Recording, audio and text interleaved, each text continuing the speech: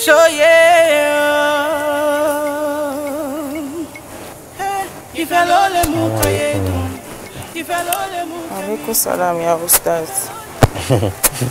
Ustaz. Indeed.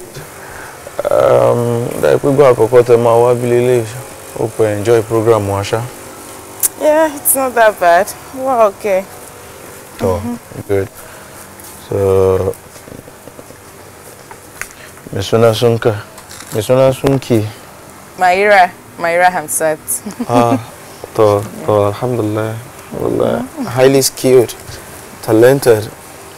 You have a beautiful name. Oh, thank you so much. Abiyo, that's so surprising because when you came mommy you must be very religious. Alhamdulillah, dupe. So, alhamdulillah. So, Mizunanka? Farouk Abdesalam. Farouk Abdesalam. That's good. So, wa alaikum salam. Can I do Hausa? La, mi ma gba Hausa bẹ́yẹn náà. Mo kàn gbọ́ díẹ̀. Torí ìgbà tí mo serve north ni mo ti serve, so ibẹ̀ ni mo ti kọ́ àwọn kéékèèké tí mo ń sọ. Yeah, Abiyo, tèmi náà ṣe karamo, èmi náà ò rí lè gbọ́ me and my sister kò learn basics in case tá bá pàdé àwọn Boko Haram lè gbára wálé. Wow, you're so funny. I know, right? Anyway, I like your sense of humor. That's a good one. Thank you. Well done. You. Alhamdulillah. Èmi máa fẹ́ gbé Uber means every key traffic to my build up. Mo pé lè tí mo tán báyìí. Uber ke. Feel pé ní láti waste owó. Nba mo side bo len lọ no? Side Magodo ni. Oh, ato. Ó ṣe gẹ́gẹ́ nìyẹn because àdúgbò tèmi náà ń gbé nìyẹn. Then me le drop in here from by. Bismillah. I so like láti bóyá mo yin ju báyìí lọ bóyá number bí nǹkan kan mo tẹ̀lé máa pè lẹ́ẹ̀kọ̀ọ̀kan àlejò máa sọ̀rọ̀. Go back. Tó. Máa fún yín. Tó on se ran. Ọkàn me mi park sí so. Ká má tún mọ jówó ná lórí Uber. Ìfẹ́ ló lè mú káyé dùn. Bẹ́ẹ̀ni. Ìfẹ́ ló lè mú kẹ́mi gùn. Ìfẹ́ ló lè mú kílé tòrò. Ẹ jẹ́ kí ìfẹ́ yìí so wá pọ̀. Ṣóyè o. Idiot ni ẹni ọmọ máa kọ́ lẹ́kọ̀ọ́ ni. Ó ti rí ṣẹ́ǹbù mi àbí. Kí ló ṣẹlẹ̀, kí ló sọnù? Wèrè lélẹ́yìí. Àsálátù wà lókè ni. Ó wà lókè ni kó pa àwọn mọ̀lẹ́bí ẹ̀ wá. Father, like I told you on phone yesterday, I will continue looking anymore because you need to start working more ASAP. You see, we can't keep refilling this. Why you have better options? I would advise you to tell your family members. Sure you get.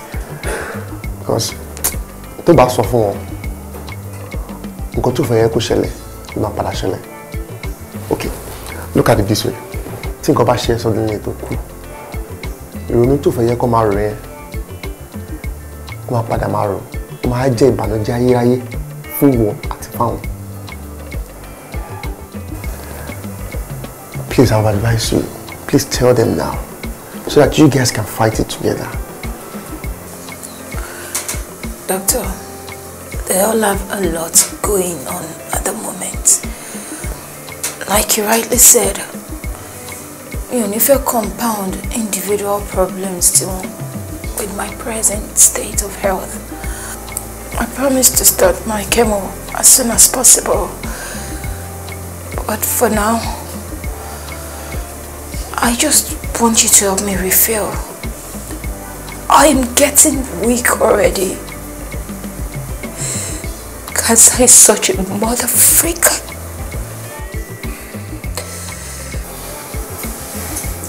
You know what? I can help you out.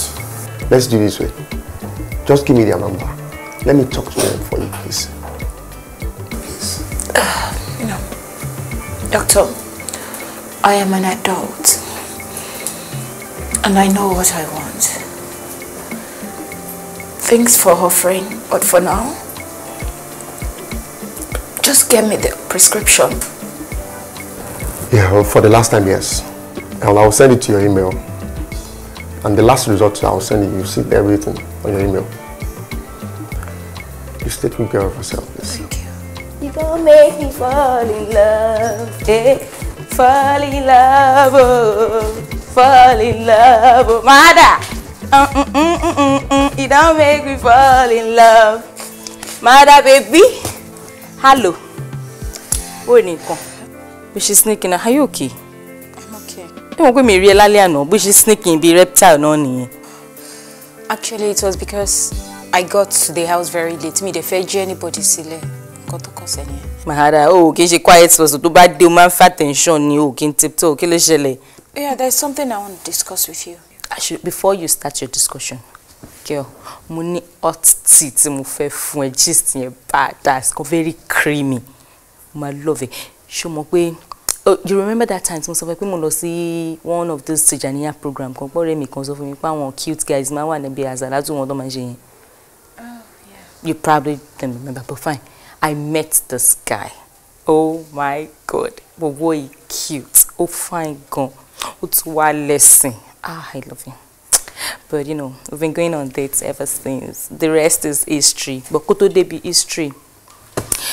Oshin, what kind of adamant? I had to really get down like that. And they them my like in test run in department and if you are married tons with my ruju, you know. Mother, why are you acting weird now? Aren't you happy for me? I'm very happy for you. Come here. Happy for you. Congratulations.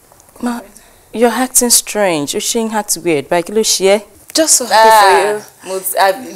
Kilo first of me. Kilo first of me, tell it. Yeah, more like boy style. Yeah, ma worry. Finally. Finally is of me pay you are getting out of the closet. First of all, straight.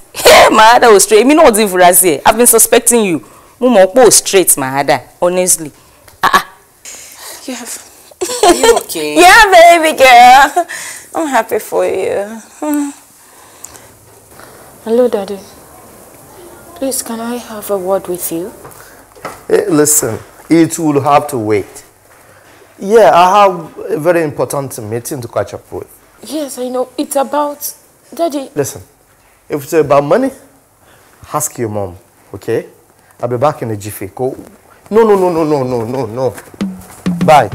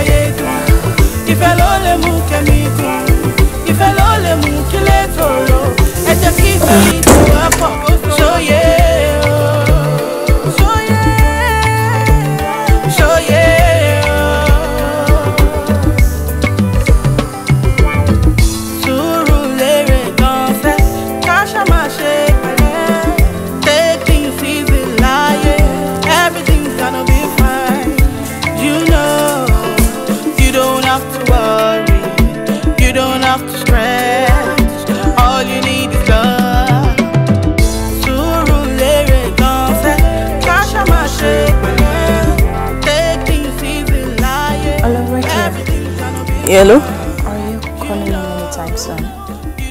Probably in 1 hour.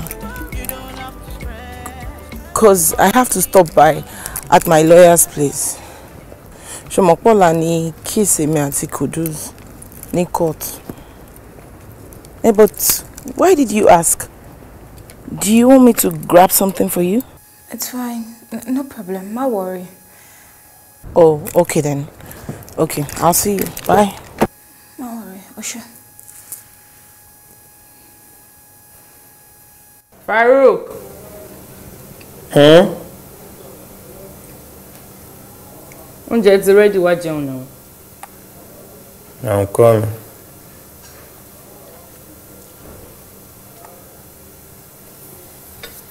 Mo ṣe máa bó ń jẹ ráàyè nìyẹn tiẹ̀.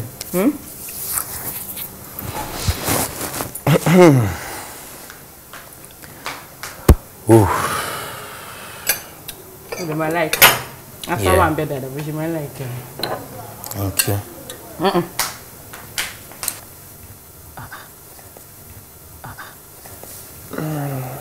Ilé lẹ́lu ti máa jẹun ni. Ní ọmọ kọ like when Jẹun ní digest náà wá jẹun. Ta ló sọ bẹ́ẹ̀. Ó ti mọ́ra bá ṣe máa jẹun ní dáírà nígbà tó wà lè kí ó ní ẹ̀. In your way of sitting in a circle and then agbóúnjẹ sáàrin a sì máa jẹ. Oúnjẹ sàárà yàtọ̀ sóúnjẹ lé. Ó ní láti gbé mọ́kà wá nù yàrá. Wọ́n sọ oúnjẹ sàárà. Èyí tí mo ṣe súnà ni.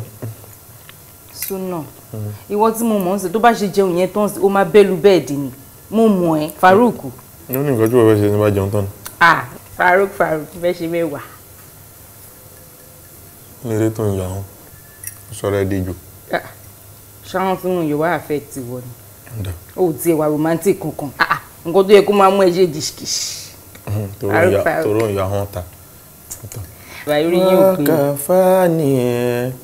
Baby, I wanna love you. Baby, I wanna suck you.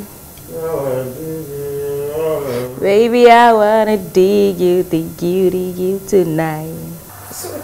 Ṣé Salatu fẹ́ ní mo sọ sọ́ọ̀kì? Wọ́n sọ. Nǹkan náà ni òmò yìí tọ́lọ́ máa gbànú méjèèjì. Wàkàfàní.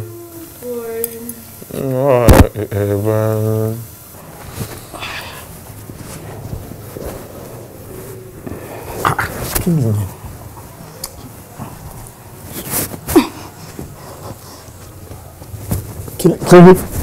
Get out, Joe. Kí ló ṣe? Kí ló ṣẹlẹ̀ Farouk? Kí ló dé tó tì mí bẹ́yẹn? Kí ló tí wọ́n gún bẹ́yẹn? Farouk mo wà ọ́nì nínú jẹ́. Toro wà ọ́nì ló ṣe ń ṣe báyìí. Farouk báwo ló ṣe ń ṣe báyìí náà? Ó mọ̀. Subhanallah. Mi ò like irú nǹkan báyìí o. Wallahi mi like irú nǹkan báyìí rárá. Wallahi mo fa mi like ẹ o. Farouk faná bí lẹ́yìn tánà bí wà. Ó mọ̀. Intercourse is allowed. So anything intercourse má gbé wá rárá. That's much later. Perfect. Bóyá kò kúkú fẹ́ kàn wá láǹgbà yẹn since tó pé outer course na practice, you know. Kí ni la? Ó máa wá live ibi báyìí, you know. Make me feel good now. A'udhu billahi minash shaitan. Mo rò pé nǹkan kan ṣe ẹ́. Bó ṣe ń sọ lẹ́nu inú ẹ̀ dẹ̀ ń dùn pé ọ̀rọ̀ àgbákò bá yẹn jáde lẹ́nu ẹ̀. Kí wọ́n á la. Ó jẹ́ ice cream àbó jẹ́ sweet. Something like that. It tastes just like vanilla. Ọlọ́run, wàhálà ìkẹ́ gan. Something like that ní kí n lá. Lẹ́nu tí mo fi ń ṣe àdúrà tí mo fi ń pe Ọlọ́run tí mo fi ń pe àwọn orúkọ Ọlọ́run kí wọ́n máa mú kí máa lá. Ye ṣe bí side ọ̀dọ̀ ti ti ẹ nìyẹn. Èyí ti tọ́ torí Ọlọ́run jàre. Need to ease myself. Kò lè tó bó ṣe mu yí Farouk. Kò lè tó ọrùn ẹ̀ wá ní àná sí ní irú yín. Farouk, jẹ́ àfẹ́ kan ṣe báyìí. Jẹ́ àfẹ́ kan gbé sẹ́nu. Kò gbé kíni sẹ́nu. Máa gbé kíní ẹ̀ sẹ́nu. Ṣìnà. Mo pín ìkọ̀kọ́ ń ṣe ṣá. Ṣé kò ń ṣe pé nǹkan ti ta ṣé o máa ń wo àwọn ọ̀rọ̀ tó ń jáde lẹ́nu àkọ́kọ́ ó ní kí n wá lálàkúlẹ̀ eribu kan nísìnyí o tún ní kó gbé kíni sẹ́nu. You would like it. Ọ̀rọ̀ kí ló fẹ́ sọ ó jẹ́ microphone. It's not a micro. Farouk, I know now you will be talking about being holy or no holy. Ṣé o lè fẹ́ kàn tẹ́lẹ̀ kò síbi kankan tó holy lára tèmi mọ́ tẹ́lẹ̀. Èmi ò dẹ̀ kí fẹ́nu tèmi gbàdúrà ọkàn mi ni máa fi ń gbàdúrà. Ṣé o get? Ṣé o dẹ̀ rí gbogbo ohò ara mi báyìí? Wàláì kò sí kankan tó ń ṣiṣẹ́. Stop gbogbo rubbish ṣùṣì tó ń bá mi ṣe yìí. Stop gbogbo rubbish ṣùṣì tó ń bá mi ṣe yìí. Don't worry, just lay down. Let me climb on you. Then. Subhanallah. Why are you doing this? I'm horny now. Báwo ló ṣe ṣe báyìí now? Ṣọlẹ̀ yẹ fún mi mo fẹ́ sùn. Mi lè yẹ fún ẹ. Mo máa tó jí tí mo máa sọ́là wà bá gbogbo nǹkan jẹ́ mọ́ mi lára. Ṣé bá àjọ sálà náà ni àbí kí ló pè é Farouk? Ṣé bá àjọ máa ṣe náà ni? Àjọ máa sọ́là lẹ́yìn tó bá lá ìlà wèrè tó ló fẹ́ lá. Gbogbo ẹ̀ náà láìláìlá la máa fi parí ẹ̀ náà. Farouk isu sí mi àmọ́ oníjàre. Báwo ni? Are you not my man? Why are you talking like that? Mo fọlọ́n bẹ́ẹ̀ ni o. Mo fọlọ́n bẹ́ẹ̀ ni kó mọ nǹkan tó ń ṣe o. Mọ nǹkan tó ń ṣe o. Mo dára.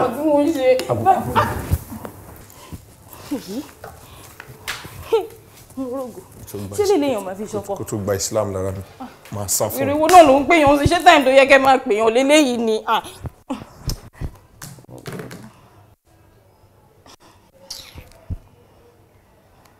Hello? Hello? Mommy? What happened? Calm down. What's going on? Kí ló ṣẹlẹ̀? Mahada? Where? Hospital? I'm on my way.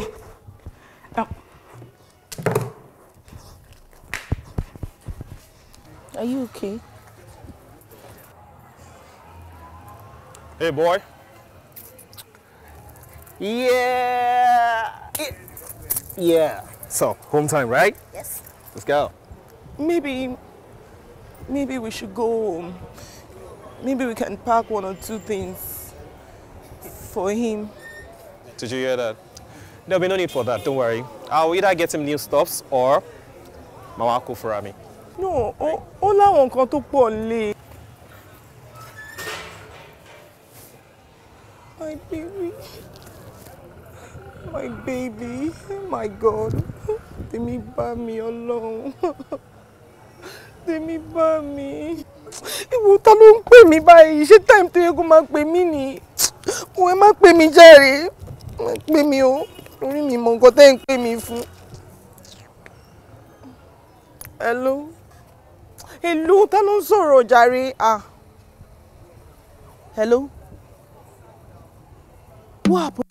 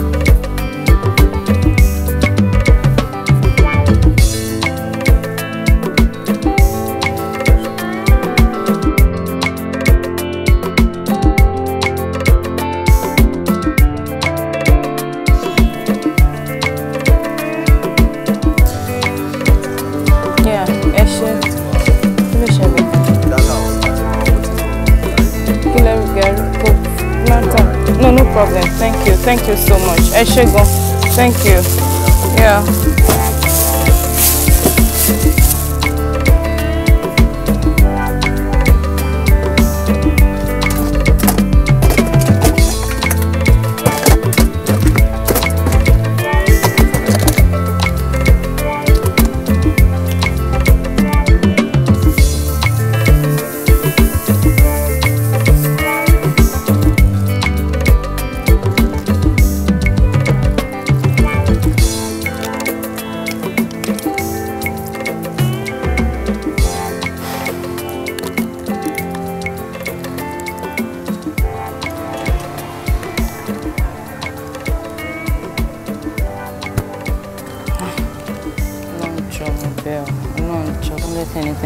To Mahada.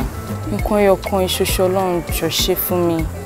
Bá mi dólẹ̀ mi Mahada. Ọlọ́run jọ̀ọ́. My life will be miserable without her.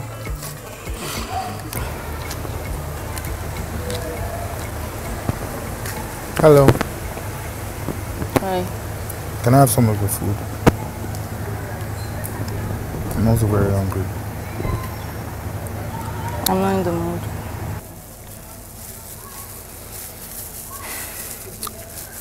In there is my mom. She's 70 years old. All she ever wanted from me was to be successful, get married, have a couple of kids, be happy. She did everything she could to make sure I'm where I am today. And here we are. She's in that place. bedridden with breast cancer. Mahada is my twin sister. She's everything to me. My life will be completely ruined without her. I don't know how I want to cope. Leukemia is a mother figure. But I am wrong. Mahada tried to talk to me yesterday. I knew there was something wrong with her, but I just couldn't figure it out.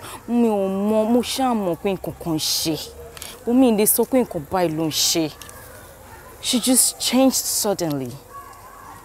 But she was being so strong. But yesterday she tried to talk to me.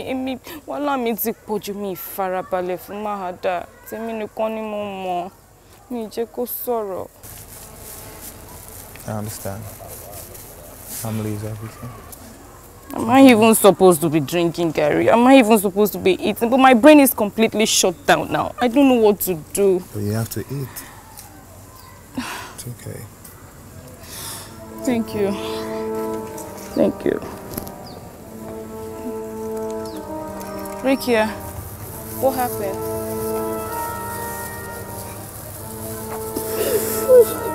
It's okay. Everything's going to be fine. We're going to stay strong and we're going to fight together. That's what family do. Okay?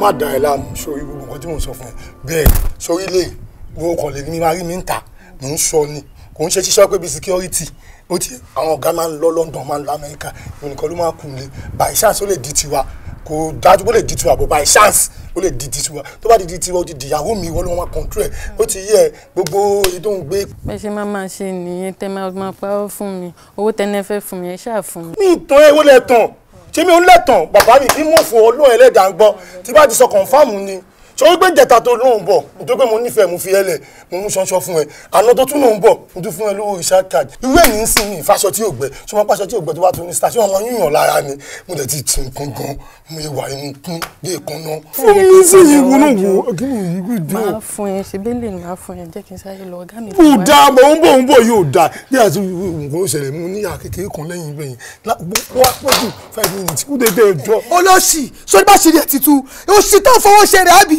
tó ṣe mọ́ wọlé ní mi ní gbà wá rí kí ni mo ṣe níbà. kí ló dé máa wọlé mi lórí burúkú báyìí ẹ wọ́n máa wọlé olóṣì ọmọ tó yẹ pé ìjọba ló máa ń tọ̀sán fún madam àti dádì wa. àbọ̀dàmù da èmi ọlọ́sàn ṣé nǹkan tẹ́ ẹ sọ fún mi yẹn ṣe bẹ́ẹ̀ promise mi pé máa fẹ́ mi ẹ wá ń tàn mí èmi ọlọ́sàn èmi ò sọ ọlọ́sàn. ta ló sọ ìlú sọ mi ní lójú àlà mo ní máa fẹ́ lójú àlà. àbọ̀dàmù da kò dẹ̀ dá o. ó tún sọ̀rọ̀ tẹ́ ẹ bá fẹ́ ṣòfò tí bá tún rí yín pẹ̀lú ẹ̀ ayé yìí máa bàjẹ́. ọ má ṣe pé fún mi kò fẹ́ ni ọlọ́sàn máa lọ ọlọ́sàn máa lọ má lù ọlọ́sàn máa lọ máa lọ sọgbọ́ wọ́n náà wọlé òtí lẹ́kùn. láàrin èmi àti ẹ̀ ìyá ìṣẹ̀bẹ̀rẹ̀ bá ti máa wọlé ìkọ̀síkọ̀ tí máa fojú ẹ̀ rí wàá gbà bóyá máa ń ṣe nìyẹn wọ́n sọ ọmọ. ó dà ìbòdò ó dà ayé ẹ̀fẹ̀ bàjẹ́ àbọ̀dọ̀ ìbùkún àwọn tó ní yàrá ìyá ẹ̀ tó bá bí ẹ̀kọ́ lọ́rùn lé tó bá ti bí ẹ̀yẹ ọlọ́run kò sí ìrànkan kan lẹ́mí nìkan mo wà ń lé ní ọba lọ wàá padà bá ń bọ̀ olóyìnbó kò fi gbálẹ̀ òun fi gbálẹ̀ ń bẹ̀ yẹn olóṣèlú wa ń bọ̀ ẹ̀ báyìí tó bá lẹ́mí lọ́lọ́kùn lọ́wọ́ máa jẹ olóyìnbó kí ló ń bá kí yóò sọ́gbà ẹ̀mí ló ń sọ olóṣì ṣèlú pàmì kú nìwọ náà ṣé mo rí alójú yìí tì ní olóyìn burúkú tó wá lọ òkú sí mi lọ́wọ́ o ti fa ìta ló bá lé ta ló bá lé. ojú àti ìdìbò wọlé ibi ni máa kó sí mi nígbà wọ́n máa lù ọ́ nígbà máa lù ọ́ aṣọ onílànà ní máa lù ọ́ aṣẹ́wó. ayé fi pàṣẹ ayé fi pàṣẹ. wọ́n kọ́ ọ ní wọ́n máa kú ni àgbẹ̀dá ti kú ọ nígbà. ó ní níjẹ ni. wọ́n máa kó síbi wọ́n máa lé ẹbí iṣẹ́ ni. ọmọdé mi ti ṣe àgbẹ̀ yẹn. ó yàtọ̀ má bínú sí ọkọ̀ ó yàtọ̀ ẹlẹ́dàá mi ló dáadáa fún ẹ. jẹ́ fún ẹ lówó jẹ́ fún ẹ lówó. yóò fọwọ́.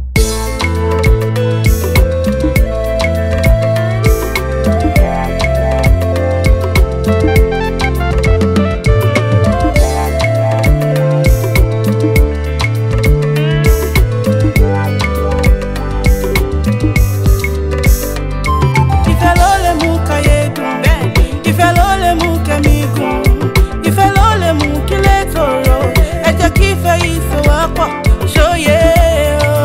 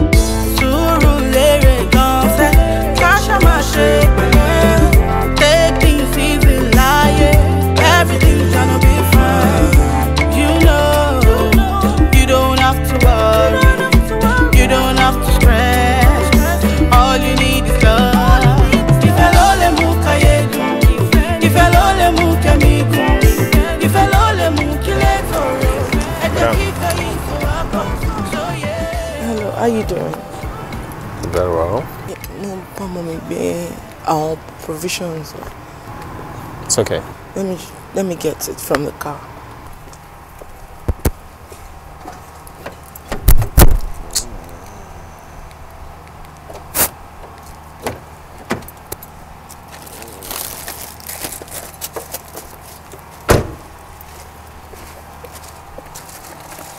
This is for you.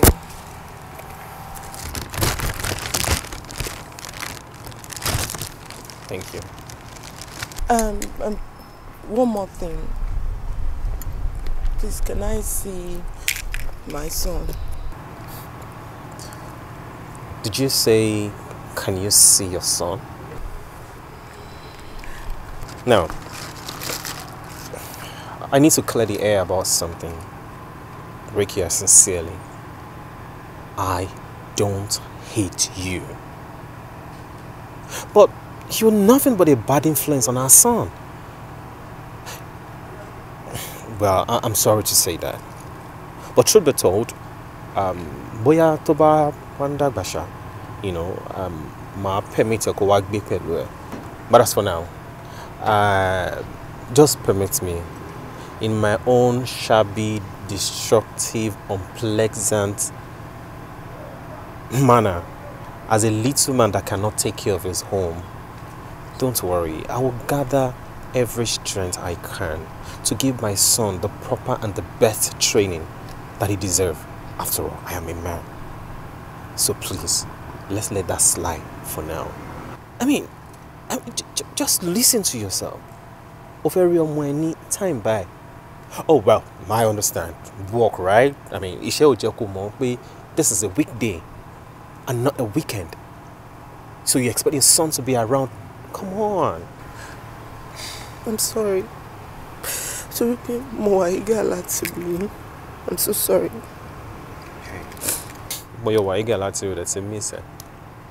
And you call yourself a good mother. Hmm? But it's okay. No, don't do that, okay? It's okay, darling. But sincerely, I don't have anything against you. But whatever we do now is just for the best for our son. Okay? Please, take care of yourself. Alright? And drive safe. Thank you.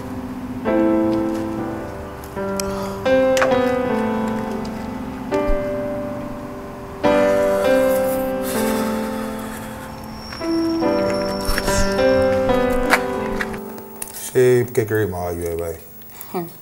Mi ò ṣáàjẹ́ kí n bẹ̀rẹ̀ níbì kan náà. Wàá kọ́kọ́ yí báyìí, wàá tẹ̀, wàá fi sọ́bẹ̀. Ìwọ ló máa sọ fún bí ṣe máa mú. Ṣé o bí ṣe máa mú rẹ̀? O máa fi sínú ẹ̀, o máa wá rólẹ̀, dáadáa. O kò máa. Bad girl, you're not crazy, I swear. Oh my. Babe. I got you, right? What the F is this?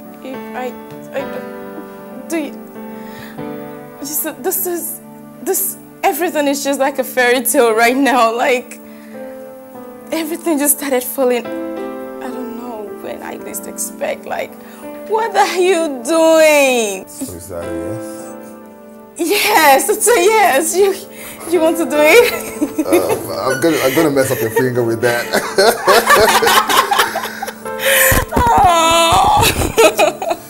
This is really weird, but I love you very much. Get out on your knees. You're so rude. I'm getting there. I love you very much, and I'm happy to be with you. Would you marry me? Yes.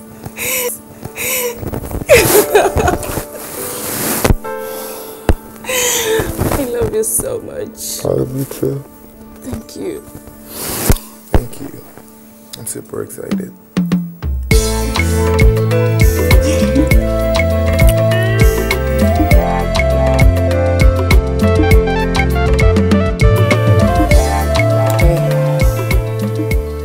You feel better? Do you feel better? It is well. I know you're strong. And we're in this together. That's what family is for. I hope you're getting ready for this weekend. Yeah. Our flight leaves on Saturday, I think. Yeah, Saturday. You actually, yeah, you need the aggressive chemotherapy. You really do need it. That's the best decision that I feel we Ali bank on. And they're doing a great job at MD Anderson in Houston. So yeah, you will be fine. I am so positive.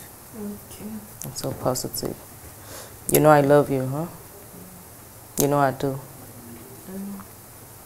So, do you want to tell me about your fake boyfriend? Fake boyfriend. Yes, the fake one. The fake boyfriend that never existed. My love, thank you so much for, accepting me. Thank you for taking me as who I am.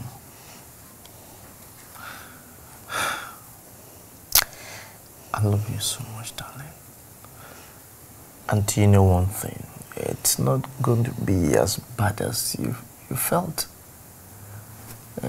Bojẹ kima shate relegbe bojẹ kima bashire kima tape maasha konbeko, and you will enjoy it, darling. I'm sorry for my insensitivity as well. Oh no, I love that. I love the voicing out, darling. I know numerous women that would prefer to go out and have a taste, and having a taste is so dangerous towards marriage. Thank you, darling. Okay. You're welcome. And do you know one thing? Tonight, we should can pasta ekoni. Okay. For my baby, go by me she by sitter. They will try it. Okay, call that. I'll teach you, please.